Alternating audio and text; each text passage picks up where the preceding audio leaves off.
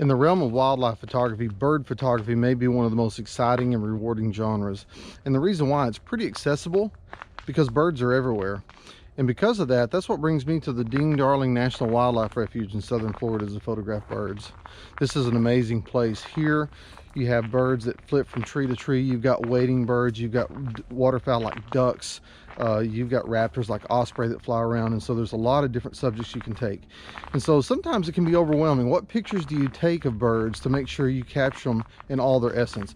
Well, I've got 3 tips I'm going to share with you that'll help you with that challenge. When I was walking along this trail, I saw a couple of rails feeding in the shallow water, so I wanted to stop and take a picture. And that brings me to my first rule. These guys were moving around a lot, and I didn't get a chance to take any kind of behavior shots.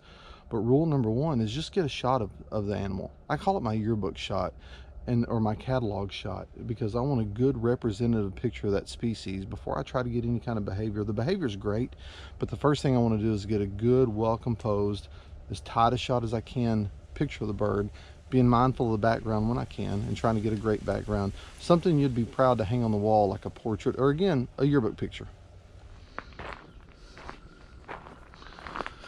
After I get my yearbook shot, the next thing I want to concentrate on is getting shots of behavior. And that behavior in birds can be all kinds of different things. It may be preening early in the morning. It may be stretching its wings out to try to catch the sun. Maybe flying from tree to tree, maybe interacting with other birds, it may be feeding, it may be doing all kinds of things. But again, once I got my yearbook shot, the next thing I want to concentrate on are trying to get pictures of that behavior. And so sometimes that means passing up pictures of maybe other birds because you're concentrating on one bird and waiting for it to do something. But to help round out that bird portfolio, again, you get a yearbook shot first. Secondly, you start looking for some kind of behavior and start to document that. And if you start following this in that kind of logical order each time, you're really going to be rewarded with some great bird photos. Aside from that classic yearbook pose and behavioral shots, the third thing I'm really going to concentrate on doing when I'm taking bird photos is to really try to tell the big picture, tell the whole story.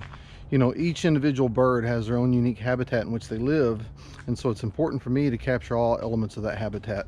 So when I'm taking pictures of birds in their habitat, I'm going to take pictures of things like wide angle shots of the habitat themselves, maybe close-up shots of the plants, some of the things you're going to eat, and just try to tell a whole picture and take a photojournalistic approach to telling the story of that animal species or the birds in general or an area in general. You know, all movies are made with 3 basic shots: wide, medium, close. And so next time you're out taking bird pictures, I encourage you to do that. Carry a couple extra lenses with you, take the wide shots, tell the whole story about that bird species or the series of birds, and tell that story about where those birds live.